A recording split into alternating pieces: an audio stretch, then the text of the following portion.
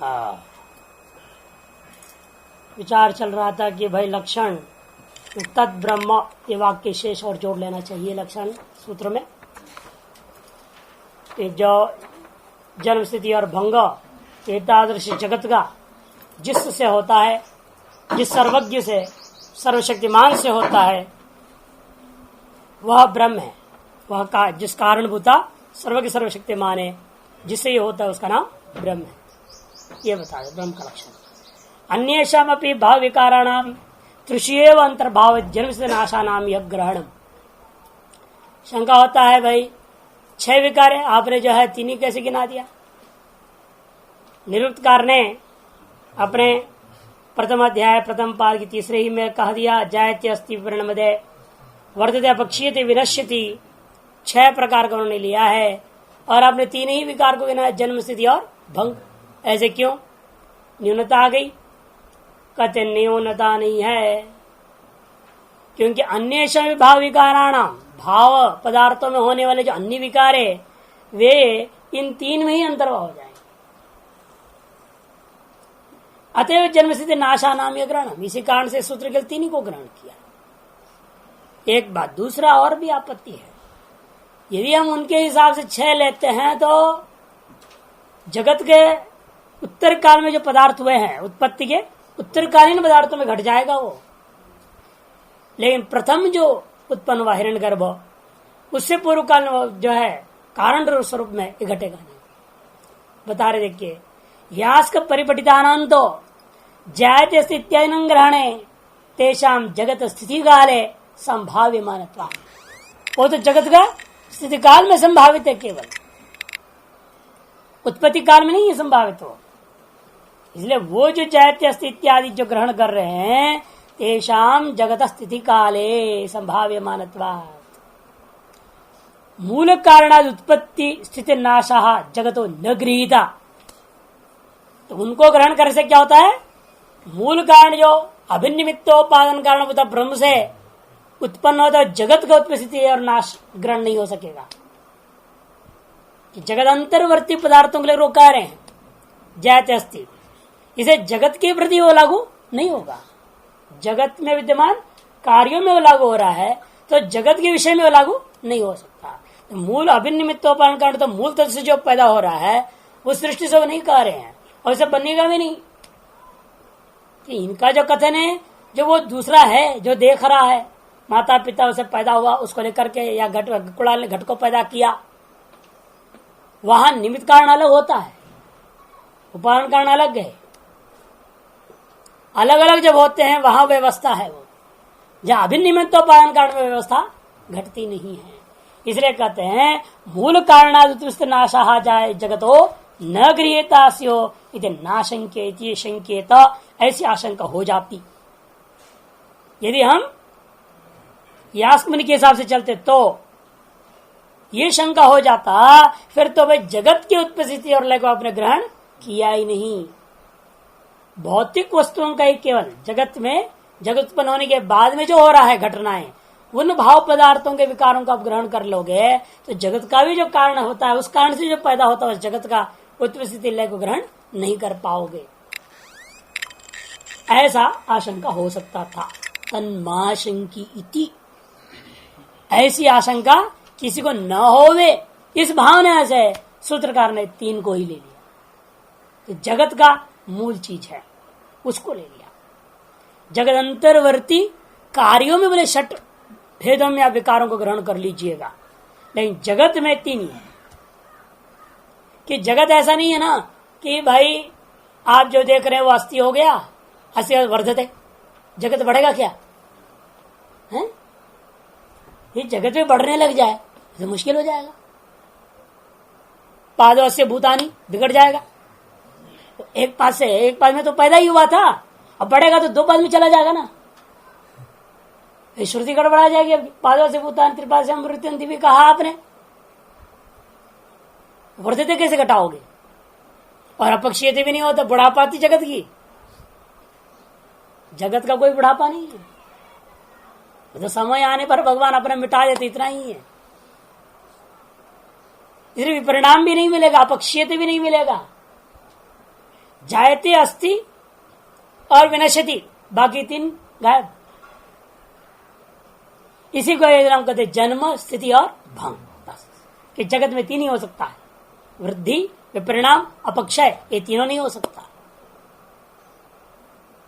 ईश्वर इस जगत का जो है ऐसे निर्माण किया ना, ये बढ़ता है ना घटता है। आपको लगता है जनसंख्या बढ़ रही है, फिर दूसरों की संख्या घट रही है, वो व्यवस्था है, पूरा बैलेंस चल रहा है, संतुलित चलता है सब काम। ईश्वरीय ब्रह्मांड में अव्यवस्था कभी नहीं हो सकती है। ईश्वरीय ब्रह्मांड में कभी भी न्यूनाधिकता नहीं हो सकता, संतुलित ही चलेगा, है कि नहीं। आज नकली आपने नगों को लाखों में बना लिया, असली नग गायब हो गए, असली रत्न गायब है। जो नकली बन गए ना उसके जगह पर, तो असली की क्या जरूरत है। अब नकली आदमी बन गया है तो असली आदमी की जरूरत क्या रह गया है। रोबोट बना रहे इतने सारे, ऐसे भी रोबोट बना दिया कि जो उनके यहाँ होटलों में होता है ना नाचने का क्लब, और क्लब डांस में जिसको कोई लड़की पसंद नहीं है तो रोबोट को लेके नाचो बोला, रोबोट लड़कियां बना दी नाचने के लिए, वो नाचती हैं रोबोट लड़कियां। अब बताओ तो असली लड़की की जरूरत क्या रहेगी। उत्पत्ति की जरूरत, रोबोट तो गर्भ धारण नहीं कर सकते ना, पैदा तो कर नहीं सकते।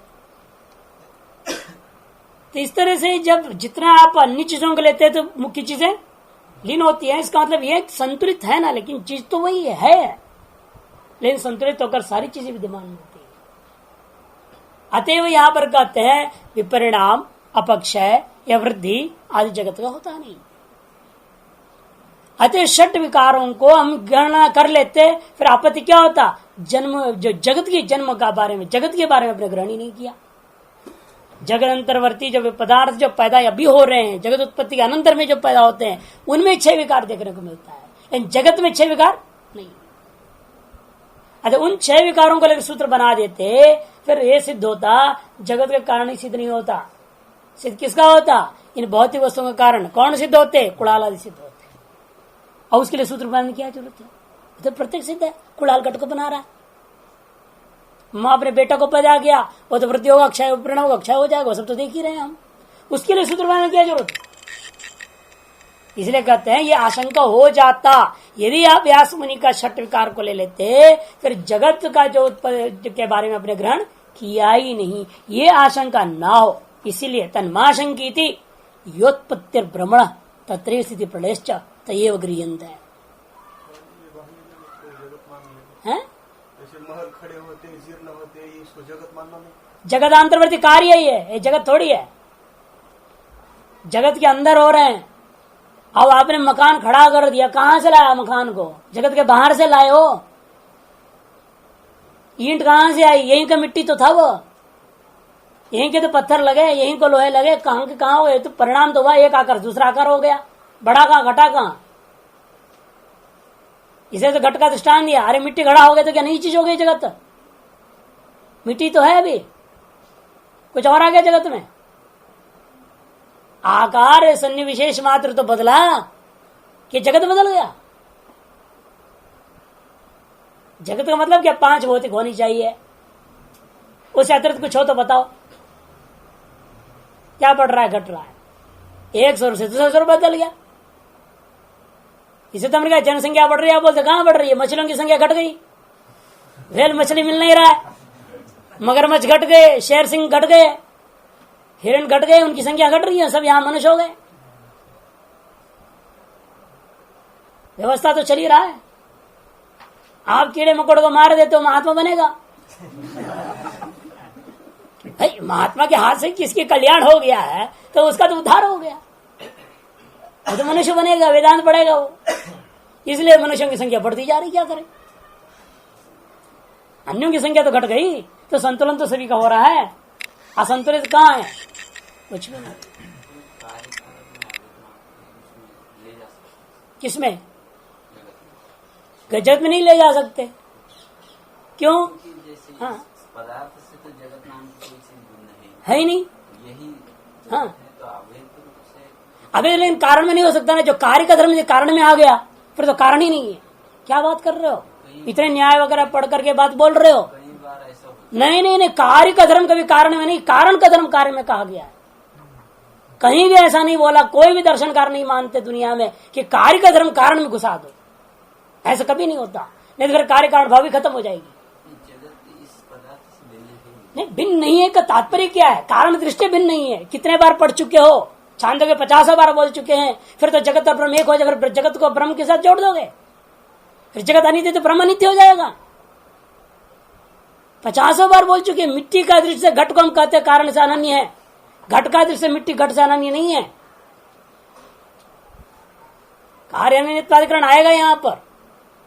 ये तो वेदांत में भ्रांति होता है, इसलिए लोग तो जगत को सत्य बोल दिया, फिर तो आपके सबसे ठीक है। वो तो ब्रह्म सत्यम जगत सत्यम, जीवा भी मिथ्या है फिर तो है या नहीं, उल्टा धंधा चलेगा।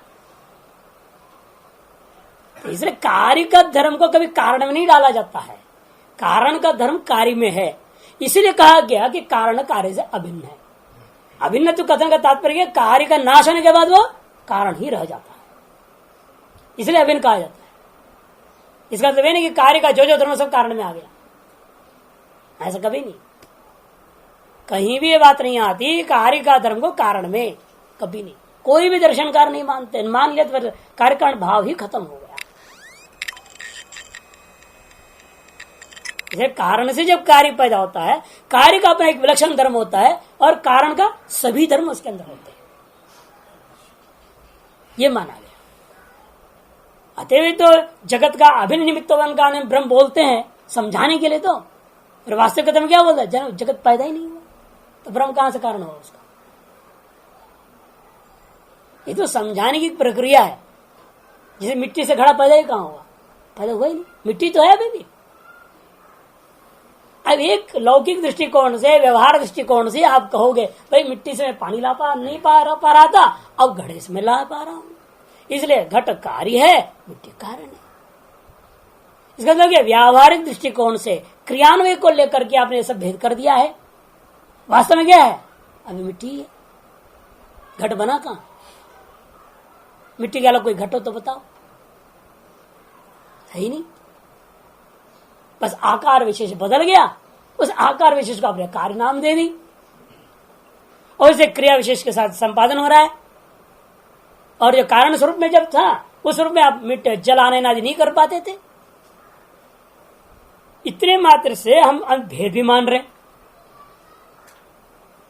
लेकिन भेद भी केवल व्यावहारिक दृष्टिया, पारमार्थिक के दृष्टिया मिथ्या का इत्येव सत्यम, इसलिए मृत्यु का इत्येव सत्यम। इसलिए हमेशा ध्यान रखना है कि कभी भी भूल से कारण का धर्म को कार्य में जैसे लाते, कार्य का धर्म को कारण में ले जाना नहीं है, अनन्यत्व को समझना है। नहीं तो ये परमानंद भारती था ना, जिसने वेदांत प्रबोध लिखा इतना मोटा सा पुस्तक और कह दिया ये सब वेदांति कोई समझा ही नहीं। शंकराचार्य भी ठीक, शंकराचार्य के बात को आप नहीं समझ रहे, वही समझा अकेला आज तक दुनिया में। शंकराचार्य जी क्या बोल रहे हैं और कह रहे हैं कि जगत सत्य,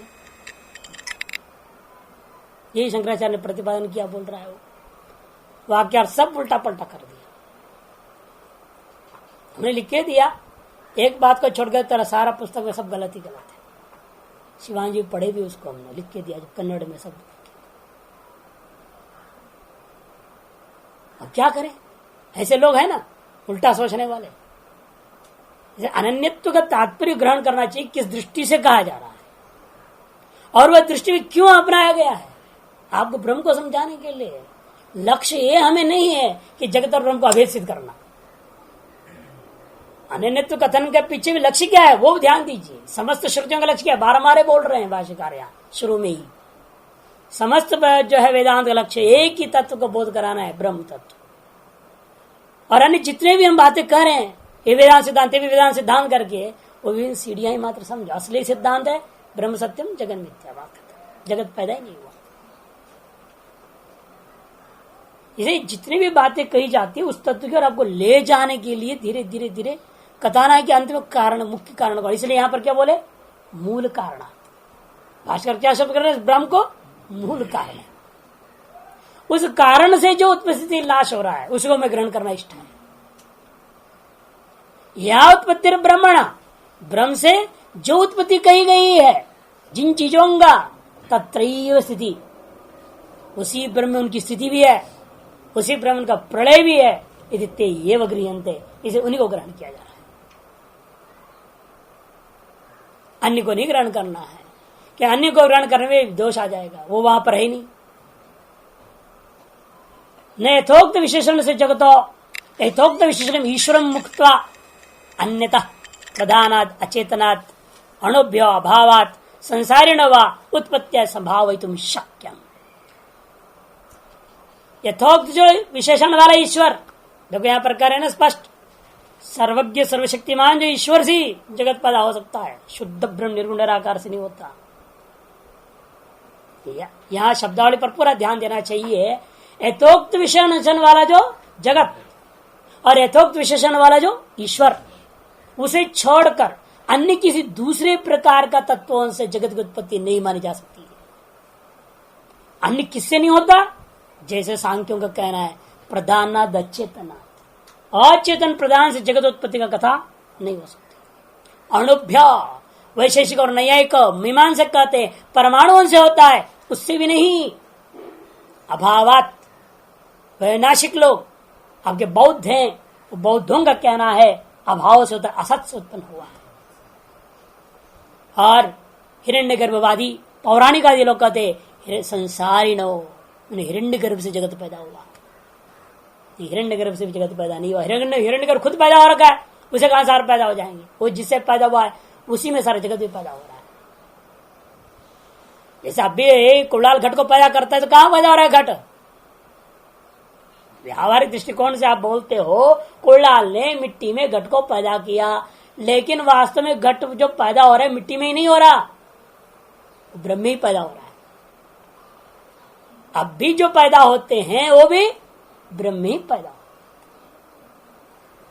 ये तो बीच प्रक्रिया आपने मान लिया था कि भाई वो ब्रह्म से महत्व पहले हो गया ईश्वर, ईश्वर ने जब हिरण्यगर्भ सूत्रात्मा अंतर्यामी रूप में स्थित होकर विराट रूप धारण कर लिया, विराट रूप धारण करने से वो जो समष्टि हो गई, उस समष्टि फिर सारी वेष्टियां हो गई, उन वेष्टियों ने फिर दूसरे वेष्टि को पैदा कर लिया। वैसे सारे चित्र है कहां, सब चित्र उसी में पैदा हो रहे हैं, उसी में स्थित है, उसी में लय भी हो रहे हैं। लेकिन एक व्यवहार दृष्टिकोण से कह दिया मिट्टी से घट पैदा और घट मिट्टी में लय हो। यथोक्त विशेषण वाला जो जगत है, यथोक्त विशेषण वाला जो ईश्वर है, उसे छोड़ करके अन्य कारणों से, जैसे प्रधानाद चेतना सांख्य हो गया, अणुभ्य नैयायिक वैशेषिक मीमांसक, अभावात बौद्ध, संसारिण पौराणिक, उत्पत्त्या संभावयितुम न शक्य। उत्पत्ति आदियों को इन चीजों के द्वारा संभावित करना संभव नहीं है। कहते आपने तो यहां स्वभाव गिना नहीं, फिर स्वभाव से हो गया है। इनमें से प्रधान ले लिया, अणु ले लिया, अभाव ले लिया, संसारी ले लिया। प्रमुख जितने भी आपके आस्तिक दार्शनिक और नास्तिक दार्शनिक सब आ गए, लेकिन चारों वक्त अपने लिया नहीं, अलग से लेते जान करके। न च स्वभावतः, स्वभाव से अपने आप हो गया। पृथ्वी जल तेज वायु चारों वो अपने आप मिश्रण भी हो जाते समय से, और अपने आप टूट भी जाते समय पर, बिना कोई नियंत्रक का सब चलता है स्वभाव से। स्वभाववादी लोग निज स्वभावता, चार वाक्य स्वभाववादी, ऐसा भी नहीं कह सकते। क्यों? पूर्व हेतु दोबारा दिला रहे हैं, विशिष्ट देश काल निमित्ता नाम यह उपादानात्। किसी भी चीज की उत्पत्ति स्थिति और नाश के पीछे विशिष्ट देश, विशिष्ट काल, विशिष्ट निमित्तों का यहाँ पर इस जगत में ग्रहण किया जाता है। इस स्वभाव से सब कुछ होता तो इनको ग्रहण करने की जरूरत क्या? आजकल तो डॉक्टर डेट और टाइम भी दे देंगे, अमुक तारीख अमुक समय को बच्चा पैदा होगा। भले थोड़ा 19-20 हो जाता है, 4 बजे बोल दिया, 4:30 को हो गया, 5 को हो गया, 3 को हो गया, लेकिन लगभग सही बोलने लग गए। विशिष्ट काल में बोल दिया कि नहीं बोल दिया। और ज्योतिषी विशिष्ट देश में बोल देगा, ये कहां जन्म लेगा बच्चा, ये गर्भ कहां जाएगा, कहां पैदा होएगा। ऐसे एक गर्भिणी थी, आपके बुलंदशहर के पास किसी ज्योतिषी ने कह दिया, मानते नहीं रहे लोग, बच्चा यहाँ पैदा नहीं हो सकता। ससुराल वालों को बार बार बोल रहे थे इसको मार के भेज दो, नहीं मानते थे, नहीं करेंगे। होता है ना घमंड पति का, माना नहीं। हुआ क्या, पैदा होना था कल और आज का दिन ही वो दूसरे लड़के से भाग गई साथ। गर्भिणी औरत दूसरे आदमी के साथ भाग गई और ट्रक में आ रही थी, ट्रक में पैदा हो गया। कितना बड़ा आश्चर्य नहीं है, ट्रक में बच्चा पैदा हो गया भाई, रास्ते में। और ऋषिकेश शाही यहां पर हो, इसी शीशम झाड़ी में अभी भी रहते हैं वो। भागा के जो लाया था उसके साथ अभी भी रह रही है। अब तो ज्योतिष सही हुआ कि नहीं, विशिष्ट देश उसने बता दिया, तो यहां नहीं होगा अन्यत्र ही होगा, अन्यत्र ही हुआ, ट्रक में हो गया।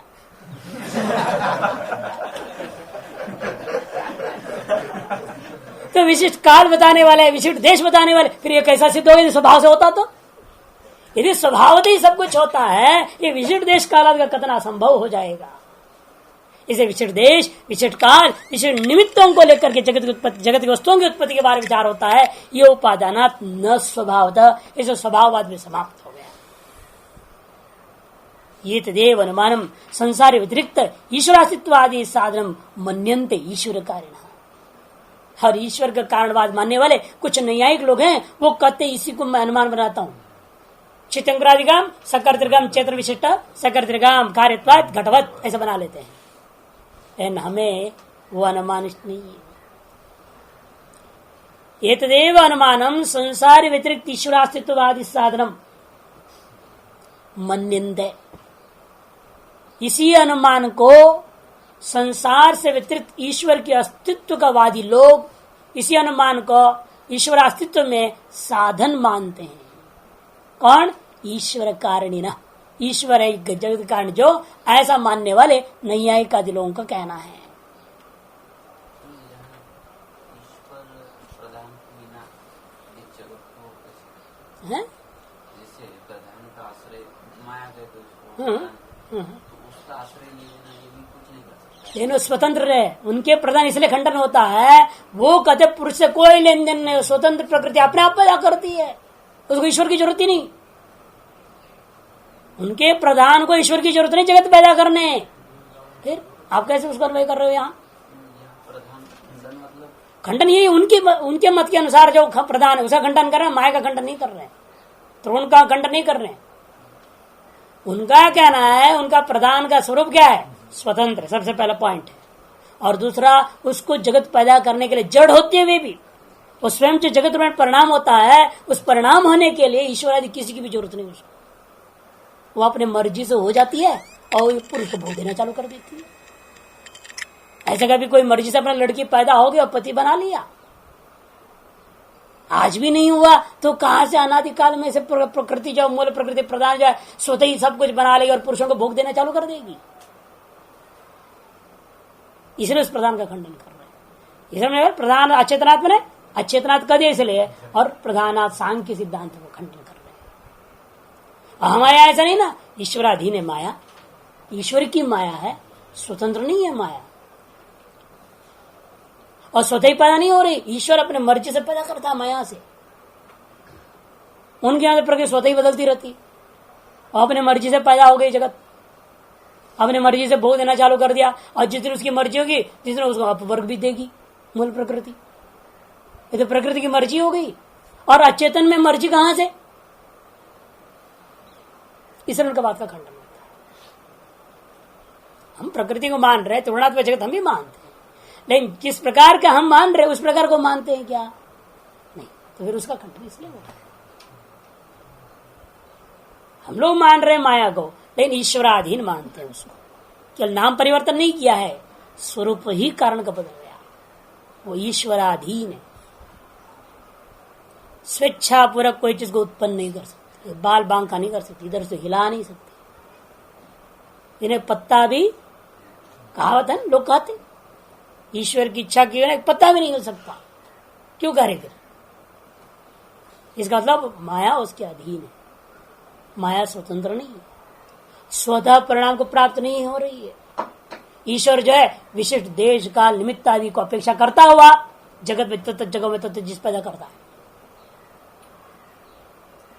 वहां के जीवों को देखा, इन्होंने बहुत बड़ा पाप कर रहे हैं, सब ढोंग ज्यादा चल रहा है, हम पानी बरसाना बंद कर दे भगवान, सूखा पड़े रहो। और कहीं देखते हैं ये बहुत ज्यादा हो रहा है तो ये खूब बारिश कर तो सब भा जाए, सत्यानाश तब भी करना है उसने। तो किसी न किसी रूप से जिसको जितना मिलना उतना ही मिलेगा, ज्यादा मिल नहीं सकता है। कारण क्या है? एक दूसरा नियंता है, ईश्वर है, उसके अधीन माया कार्य कर रही है। इसलिए कहते हैं जो लोग यह अनुमान को रूप में स्वीकार करना चाहते हैं इसको, वो अनुमान भी इष्ट नहीं है उनका। अनेक कर्तृभोक्तृ संयुक्त जो जगत है प्रधान अचेतनों से पैदा नहीं हो सकता। सब प्रमाण क्या? ना सतो विद्यते भावो ना भाव विद्यते सतः, गीता जी में भी कहा है। सदैव स्वमेधम अग्र आसीत, छांदोग्य में कहा। कथम असत सज्जायत, ये भी छांदोग्य में कहा है। ये सब प्रमाण है, प्रधान से नहीं हो सकता।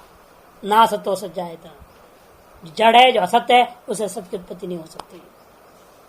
ना सतो विद्यते भाव, अभाव से उत्पन्न नहीं हो सकता। अणुओं से कहते हो नहीं, सदैव अग्रासित कह दिया। अणवयव अग्रासित आसंति नहीं बोल रहे ना, अणयव अग्र कहते तो बात अलग थी, लेकिन नहीं, असत्य सदैव इदम अग्र कह दिया। इसका तो अणु भी नहीं था, संसारी भी नहीं था, सब खंडन अपने आप हो जाता है इन्हीं दो मंत्रों से।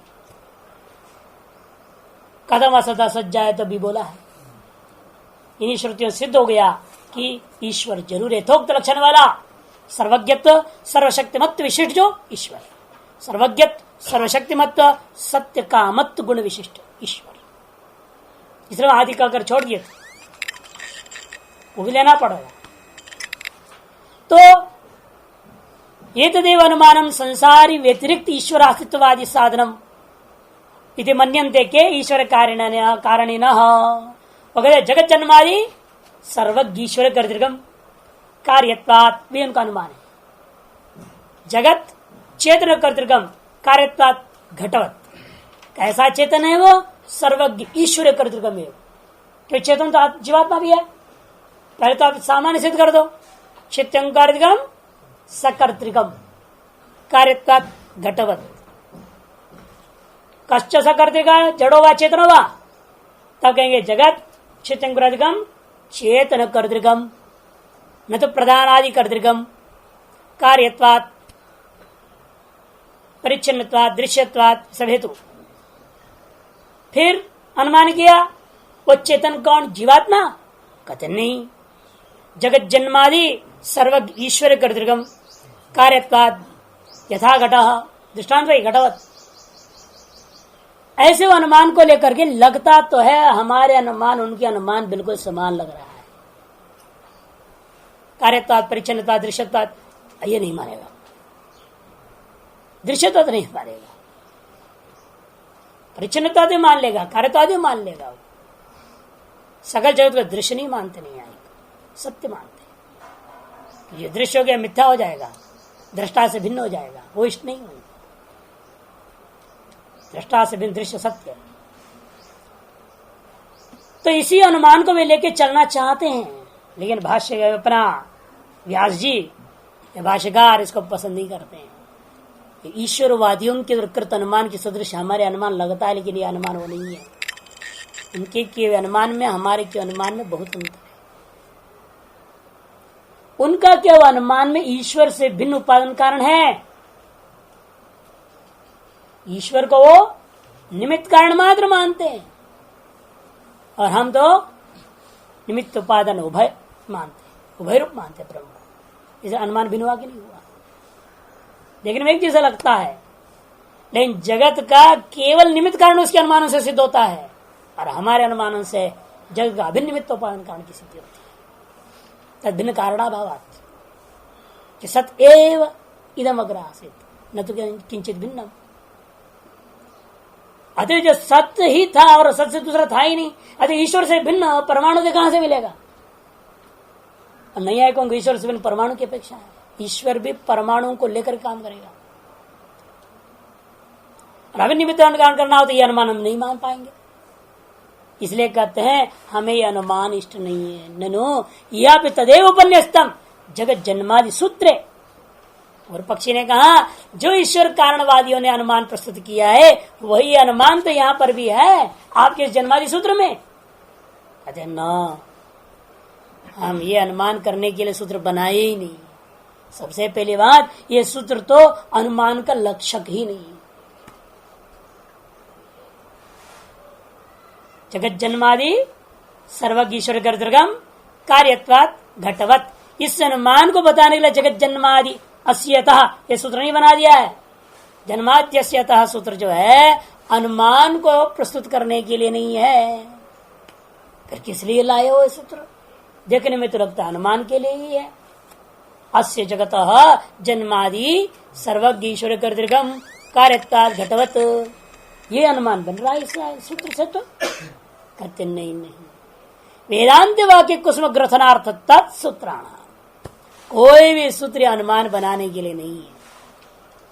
ये सूत्र किस लिए बने हुए हैं?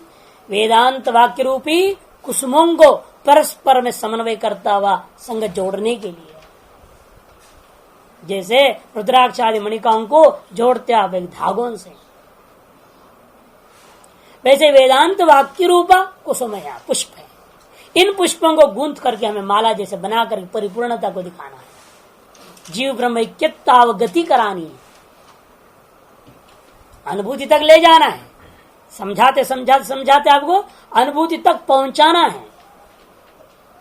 उसके लिए ब्रह्मसूत्र बना है, न कि कोई अनुमान ऐसे किसी तत्व को सिद्ध करना इष्ट नहीं है। इसलिए कहते हैं वेदांत वाक्य कुसुम ग्रथनार्थत्वात् सूत्राणाम, जितने भी सूत्र हैं 555 सूत्र आप पढ़ने जा रहे हैं 4 अध्याय 16 पादों में, तो ये 555 सूत्र एक तरह से 556 फूलों को जोड़ने के लिए है कि नहीं? गांठ लगेंगे ना, 556 के जब 555 गांठ लगेगा। कहते ऐसा ये विलक्षण सूत्र है, तो वेदांत वाक्य रूपी कुसुमों को परस्पर समन्वय करके ब्रह्मावधि कराना हमारा लक्ष्य है, अनुमान के लिए नहीं। वेदांत वाक्यानि ही सूत्रे उदाहृत्य विचार्यं थे, क्योंकि हम यहाँ पर सूत्रों के द्वारा क्या करने जा रहे हैं? वेदांत वाक्यों को उदाहृत करके उस पर विचार करने जा रहे हैं। इसलिए पहले भी कहा था ना, तद विजिज्ञासस्व, उसे ब्रह्म जिज्ञासा पर समन्वय हो गया। उसी प्रकार यहाँ पर भी कहा था जन्मादस्य यथा यथोवायुमानि भूतानि, परस्पर समन्वय हो जाता है। इस प्रकार से सूत्रों को वेदांत वाक्यों का ग्रथन करने के लिए प्रयोग करना है। और ग्रथन केवल ही नहीं करना चाहते हम, साथ साथ उन वाक्यों को वास्तविक अर्थ का निर्णय करने के लिए विचार करना चाहते हैं। ये तदर्थ इन सूत्रों का आरंभ किया गया है, न कि परपक्षी अनुमानों का समर्थन करने के लिए नहीं है। ये ध्यान रखना है। किसी अन्य पक्षादियों का अनुमान आदि का समर्थन में हमारे सूत्र अनुमान को प्रस्तुत नहीं करता है। हमारे सूत्र केवल वेदांत वाक्यों को उदाहृत करता हुआ उन पर विचार करने के लिए। क्यों विचार करना चाहते हो? वाक्यार्थ विचारणा अध्यवसा निवृत्ता ही ब्रह्मावगति ही। क्यों? वाक्यार्थ के विचारों के द्वारा, जो वाक्यार्थ का विचार है, वाक्यार्थ विचार द्वारा निश्चित अध्यवसान निवृत्ता, निश्चित तात्पर्य से ब्रह्मावगति स्यात्, ब्रह्मावगति निवृत्ता स्यात्। तब जाकर ब्रह्मावगति आपको अनुभूति जो है होने लगती, निष्पन्न होती है। नानुमान आदि प्रमाणांतर निवृत्ता, और ब्रह्मावगति जो है अनुमान आदि प्रमाणांतर से सिद्ध होने वाली वस्तु भी, कि तंतु औपनिषदम पुरुषम वेद, और तो उपनिषद वाक्यों के द्वारा ही वेद्य ना, अन्य अनुमान आदियों के द्वारा ब्रह्मावगति हो ही नहीं सकती है। अनुमान आदियों के द्वारा ब्रह्मावगति असंभव है। नानुमान आदि प्रमाणांतर निवृत्ता ब्रह्मावगति ही उसके साथ जोड़े। अनुमान आदि प्रमाणांतों से ब्रह्मानुभूति सिद्ध नहीं हो सकती है। किंतु किससे होगी फिर? सत्सु वेदांत वाक्येश जगत जन्मादि कारणवाशो तदर्थ ग्रहण दाढ़िया अनुमानम अपनी वेदांत वाक्य अविरोधी प्रमाण भवन न निवार्य थे। शंका होता है, इसका मतलब क्या आपके वेदांत दर्शन में अनुमान का कोई स्थान ही नहीं, प्रत्यक्ष कोई स्थान ही नहीं, उपमान शब्द अर्थापति अनुपलब्धि इन किसी भी प्रमाण कोई गुंजाइश ही नहीं है? कहते नहीं, इनका भी हम आदर करते हैं, हम इनका अनादर नहीं कर रहे हैं, लेकिन इनको प्रधानता हम नहीं देते कि जिस चीज को हम ग्रहण करने जा रहे हैं वो चीज तो इनसे मिलने वाला है नहीं, तो इनको प्रधान क्यों ग्रहण करूं? जिस प्रमाण से हमें वह चीज की प्राप्ति हो सकती है उसी प्रमाण को प्रधानता देंगे, बाकी सगल प्रमाणों को उस प्रमाण के उत्पोदबलक सहयोगी मानेंगे, उसकी दृढ़ता के लिए ले जाएंगे। जैसे पत्थर आप डालते हो गड्ढे में, क्यों डालते हो? पत्थर की महिमा गाने के लिए नहीं, वो खूंटी को ठोस करने के लिए। जिस खूंटी को गाड़े हो उस खूंटी को ठोस करने के लिए पत्थर डालते हैं हम। ये नहीं कि पत्थरों से कोई कार्य सिद्ध करने जा रहे हैं, ठूंठ से हमें कार्य सिद्ध करना है, लेकिन ठूंठ से हमारा लक्ष्य पूरा होने वाला है, उन पत्थरों से होने वाला नहीं। गाय कहां बंधेगी? पत्थर में बंधेगी जो गड़ा हुआ है अंदर है। गाय तो बंधेगी खूंटी से, लेकिन बिना पत्थरों का खूंटी भी मजबूत नहीं हो सकता। बस उतने मात्र के लिए पत्थरों की महिमा हम लेते हैं। उसी प्रकार से प्रत्यक्ष अनुमान आदि की महिमा के श्रुति कथित वचनों को संपुष्ट करने के लिए, उसको दृढ़ करने के लिए, इसे वेदांत वाक्येषु सत्सु सत्सु तो वेदांत वाक्येषु जगत और जन्मादि कारण, जगत के जन्मादि का कारण को कथन करने वाले वेदांत वाक्यों की यथार्थता सिद्ध होने के बाद तदर्थ ग्रहण दार्ढ्याय, वेदांत वाक्यों से गृहीत जो अर्थ पदार्थ है उन्हीं को दृढ़ करने के लिए अनुमानम अपि मन से अन्य भी प्रमाण ले लेना। यह मुख्य विचार अनुमान को लेकर के है ना, इसीलिए अनुमानम अपि वेदांत वाक्य अविरोधी प्रमाणम भवन न निवार्यते। वेदांत वाक्य का अविरोधी प्रमाण रूपेण आप प्रस्तुत करते हो, ऐसे को जो हम कभी निवारण नहीं करते, वो हमारे लिए स्वीकार है। क्यों? श्रुति खुद ही कहती है भाई अनुमान की सहायता ले लो, तर्क की सहायता ले लो, नहीं तो मंतव्य बोलने की जरूरत क्या? श्रोतव्य निध्यासितव्य, श्रवण करके वाक्यार्थ निश्चय कर ले, फिर सीधा ध्यान में कूद जाओ। क्यों? क्योंकि विप्रतिपत्तियों को कौन दूर करेगा? आपके अंदर जो वासनाएं हैं उन वासनाओं के श्रुत्यर्थ दृढ़ नहीं हो सकता, वो विप्रतिपत्तियां तंग करेगी। जैसे खुट्टी को गाड़ो, जिस मिट्टी निकाले तो मिट्टी डाल दोगे तो क्या होगा? उन्हीं मिट्टी से भर दो गड्ढे को तो खूंटी टिकेगा? गाय एक बार हिलेगी नहीं तो सब गया, टूट जाएगा। नहीं, उसको टिकाने के लिए मिट्टी के साथ पत्थर डालना जरूरी है।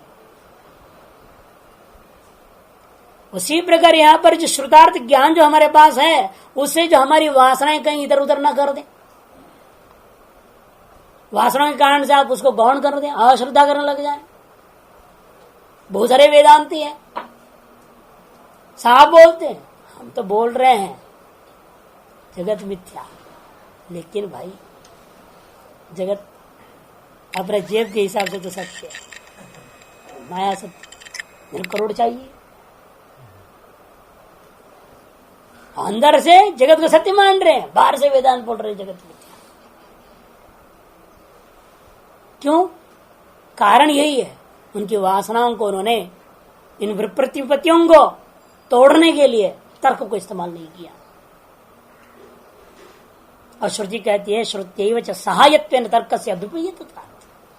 श्रुति स्वयं ही श्रुत्या एवं, श्रुति स्वयं ही जो है ना तर्क को अपना सहायक रूपेण स्वीकार कर लिया है।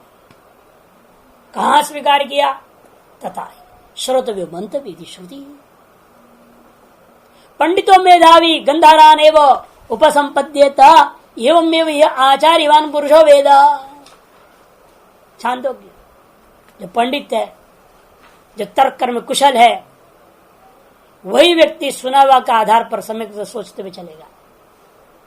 कथा यही था ना, चोरों ने जो आंख बांध करके उठा के ले गए और जंगल में बांध छोड़ दिया सारा छीन छान करके, और उसको पता ही नहीं था, सन्नद्धाक्ष था वो, चिल्लाता है बचाओ बचाओ करके। तब कोई आया, आंख खोला, पट्टी खोली को सब किया, कहां से वाला गंधार देश, अरे तो बहुत दूर है तो कैसे पहुंचेगा, अरे तुम रास्ता में थोड़ा ही बता दो हम आपके काम निकाल लेंगे।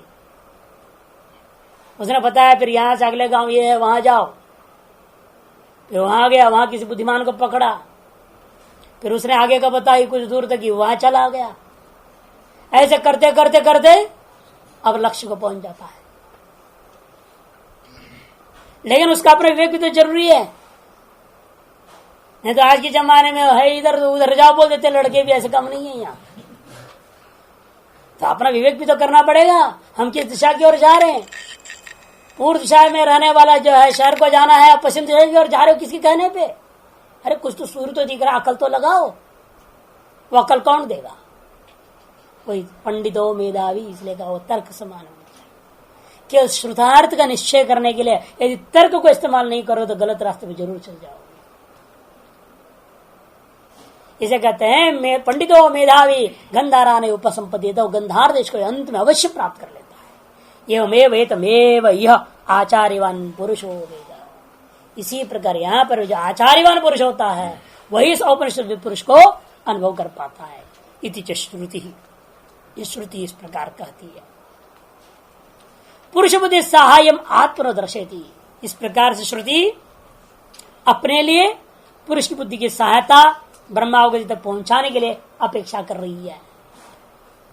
आत्मा में स्वयं के लक्ष्य प्राप्त कराने के लिए श्रुति स्वयं का लक्ष्य क्या है, ब्रह्मावगति। वह ब्रह्मावगति आपको प्रदान करने के लिए आपकी बुद्धि की सहायता चाहती है। कौन? श्रुति चाहती है। आप अपनी बुद्धि को कितना तीक्ष्ण बना के रखोगे, दृश्यत्व अग्रया बुद्धिया काय से सूक्ष्म सूक्ष्म दृष्टि, जितनी आपकी बुद्धि तीक्ष्ण होगी उसकी बुद्धि तर्कशील जरूर होगा। क्यों? बिना सद्य स्फूर्ति का व्यक्ति तर्क कर ही नहीं सकता, वो सोचते रह जाएगा। तर्क में आगे बढ़ सकता वही व्यक्ति जो सद्य स्फूर्ति वाला व्यक्ति। जब उपवर्षाचार्य घूमते रहे, ढूंढते रहे हम किसको बढ़िया पकड़े न्याय पढ़ाने के लिए, कोई ढंग का लड़का ही नहीं मिल रहा है। वो खोज में गए, शिष्य का देख लो, शिष्य का खोज में चलता, ऐसा भी होते जमाने। उन्होंने क्या देखा, एक बार घर में जैसे भिक्षा मांगी, उन्होंने कहा कि भाई माता बोली आप बैठिए थोड़ा विश्राम कीजिए, अब भी तैयार कर देते हैं। बाहर खेल रहा था, बच्चे को बोला रघु इधर आओ, जाओ आग को ले आओ पड़ोसी घर से, हमारे घर का आग बुझा हुआ है। खेलता हुआ बच्चा सीधे चला गया, कोई बर्तन नहीं आग लाने के लिए, लिया ही नहीं। घर में थे लेकिन लेके नहीं जाना, वो सीधा आदेश पालन कर तो भाग गया। भाग करके घर को बोला कि भाई आपके घर में आग है तो दीजिए थोड़ा। हाँ ठीक है अभी ला रहा हूं। बच्चा उधर अपना दिमाग खेल में है, और आग लाकर बोलती है कि ले जाओ, और दिमाग उसका देखो रघुनाथ शिरोमणि का, खट से नीचे से मिट्टी उठाया था, इसमें डाल दो, मिट्टी पर से ले आया और आग में डाल दो। तो उसको सीनरी को जो देखा, कहती ये है खोपड़ी वाला, इसको ट्रेंड कर देंगे, निश्चित से न्याय का धुरंधर विद्वान हो जाए। तो वो सदस्फूर्ति होनी चाहिए, वही न्याय पढ़ सकता है। इतना आसान नहीं तो न्याय। यहाँ तो एक एक पंक्ति लंबी होती है, आगे परीक्षण बोले पीछे परीक्षण क्या था पता नहीं चलेगा, छूट जाता है। वो अवच्छेद का वचन बोलते हैं ना, लंबी चौड़ी गोपू छन्या से चलनी पड़ती है। वहां छूट गया तो गए, गाय गांव पहुंच गई, तुम पीछे रह गए। ये तो होता है ना, गोपू छन्या क्या है, गौ का पूछ पकड़े इधर गांव पहुंचना है। यदि आप गप्पू छूट गया हाथ तो क्या हो जाएगा, गाय तो पहुंच जाएगी और तो रह गया जंगल। वही हालत वहां पे है। एक एक शब्द को साथ साथ पकड़ते हुए चलना पड़ता, दिमाग इतनी तेज और एकाग्रता चाहिए, तब पूरी पंक्ति सही ढंग से ग्रहण होगा। और एक पंक्ति 1.5 पन्ने का होता है। यहाँ तो एक पंक्ति एक पन्ने के किनारे में नहीं, एक लाइन में भी नहीं है, एक पन्ने का। उसको समझाने के इतना बोलते तब भी उल्टा ही समझते हैं। कितनी तीक्ष्ण बुद्धि है आपकी, अपने आप सोच लीजिए। ऐसे बुद्धि वालों को श्रुति अर्थ की सहायता कितनी मिलेगी श्रुति को, और कितना आप तत्व चिंतन करके तत्व निर्णय कर पाएंगे, ये तो स्वयं आदमी को सोचना पड़ेगा। इसीलिए श्रुति अनुमान को पूर्ण रूपेण खंडन भी नहीं करती है, और पूर्ण रूपेण हम लोग उसे प्रधानता भी नहीं दे सकते। श्रुति अर्थ का दृढ़ता करने के लिए बुद्धि की अपेक्षा है, और बुद्धि किस प्रकार की, अग्र बुद्धि की अपेक्षा है, तर्कशील बुद्धि की अपेक्षा है, सर्व प्रकृतियों को काटने के लिए तर्कशील बुद्धि की अपेक्षा है। इसलिए कहते हैं पुरुष बुद्धि सहायम आत्मदर्शेति श्रुति। श्रुति जो है स्वयं के कथित वचनों को अनुभव तक पहुंचाने के लिए बुद्धि की सहायता मांगती है, मानती है। क्यों, क्या जरूरत है? क्योंकि जो है ना, शास्त्र कर नहीं सकता, बुद्धि करती है ना। बुद्धि में करने का सामर्थ्य है, शास्त्र में करने का कोई सामर्थ्य। शास्त्र तो ज्ञापकम न कारकम, और शास्त्र जिस चीज को ज्ञापित कर उसको अनुभव करना तो बुद्धि का काम है। यदि बुद्धि आपकी सही नहीं है तो अनुभव कैसे करेंगे? इसलिए शास्त्र जो है पुरुष की बुद्धि की सहायता अवश्य लेती है आपको ब्रह्मावगति तक पहुंचाने के लिए। इसलिए अंतर बहुत है धर्म जिज्ञासा और ब्रह्म। फिर लौटते हैं उसी में, न धर्म जिज्ञासायाम इव श्रुत्यदेव एव प्रमाणम ब्रह्म जिज्ञासायाम। इसलिए ब्रह्म जिज्ञासा में केवल श्रुति मात्र प्रमाण है, ऐसा कभी रटना नहीं। धर्म जिज्ञासा में जिस प्रकार श्रुति एकमेव प्रमाण होता है पुण्य पाप के प्रति, और कोई प्रमाण नहीं। तस्मात् शास्त्रम प्रमाणन्ते, कार्याकार व्यवस्था इसलिए कह दिया भगवान ने, और कोई रास्ता नहीं तुम्हारे पास। लेकिन ब्रह्म जिज्ञासा में ऐसी बात नहीं, क्योंकि आपका स्वरूप ही है, वो आपके स्वरूप को आप अनुभव कर रहे हैं, उसके लिए शास्त्र क्या जरूरत है? आप अपने अनुभव कर लिया, फिर शास्त्र निरपेक्ष अनुभूति हो सकती है ना अपने स्वरूप का। जो नहीं कर पा रहा है उसके लिए शास्त्र की लाठी की जरूरत है, सहायक है, बैसाखी की जरूरत है। सबको बैसाखी की जरूरत नहीं क्या दुनिया में? आप चलते हो क्या हाथ लगा करके चलते हो? जिसको एक्सीडेंट हो गया, पैर लंगड़ा गया, फ्रैक्चर हो गया, वही ना बैसाखी के लेके चलेगा। सबको जरूरत नहीं है। इसे सभी जो सर्व समर्थ अंतकरण परिशुद्ध जिसका, उस श्रोतों की अपेक्षा ही नहीं, स्वरूपानुभूति सीधी हो जाती है। वो थकते तो आंख बनता भी है, बांध भी लिया, इतने में उसका अनुभूति। आवृत चक्षु कश्चित धीरा। लेकिन यहाँ उल्टा है, एक्सीडेंट वालों की संख्या कम और दोनों पैर से चलने वालों की संख्या ज्यादा है या नहीं? लेकिन श्रुति में ऐसा नहीं, कश्चित धीरे ही होता है स्वतः चलने वाला, और सब बैसाखी वाले ही होते हैं जिनको श्रुति की अपेक्षा होती है। श्रुति अनुमान आदि की सहायता को लेकर चलने वाले अधिक हैं, और स्वतंत्र रूप में स्वानुभूति पर चलने वाले केचित भी नहीं, कश्चित होते हैं। किंतु श्रुत्यादि अनुभवादयश्च यथा संभव प्रमाणम भवन्ति। किंतु यहाँ श्रुत्यादि ही नहीं, अनुभवादयश्च यथा संभव प्रमाणम भवन्ति, यथा संभव प्रमाण होते हैं।